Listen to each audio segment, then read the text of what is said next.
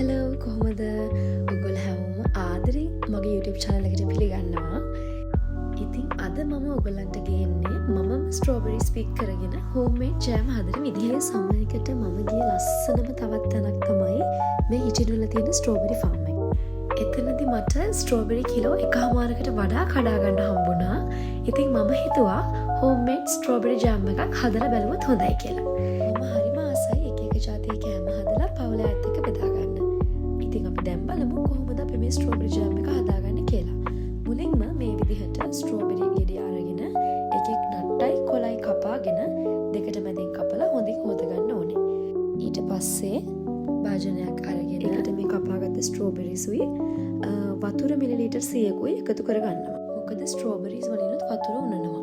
ඊට පස්සේ මේ විදිහට අඩු ගින්දරේ අපි මේක විනාඩි 15ක් විතර හොඳට බොයිල් වෙනකන් තියාගන්නවා.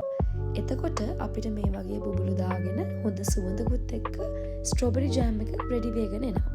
මේ ඔයාලා දකින්නේ හරියටම විනාඩි 45කින් පස්සේ.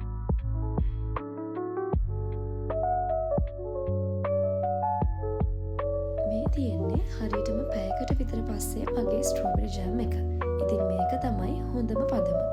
ඒක ඔයගලන්ට චෙක් කරගන්න ඕනේ නම් මේ විදිහට ඔයාලා හදාගත්ත ජෑම් එකෙන් චුට්ටක් ප්ලේට් එකකට දාගෙන අනිත් පැත්ත හරවලා බලද්දී ප්ලේට් එකෙන් පොඩ්ඩක්වත් පල්ලහැට වැක්කිරෙන්නේ නැහැ.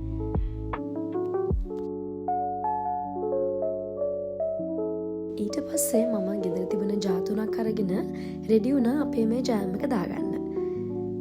අවසානයේදී මෙන්න මේ විදිහට තමයි මට ගොඩක් රස කිසිම රසකාරකයක් දාලා නැති ජෑම් එකක් හදාගන්න පුළුවන් වුණේ. ඔයාලටත් ස්ට්‍රෝබෙරි ගොඩක් හම්බුනොත් ඔයාලත් මේක try කරලා බලන්න.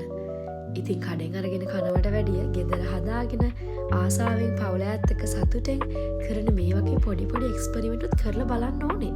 එතකොට තමයි අපි ආස දේවල් කරන්න පුළුවන් වෙන්නේ. Thank you so much අද මාත් එක්ක එකතු වුණාට.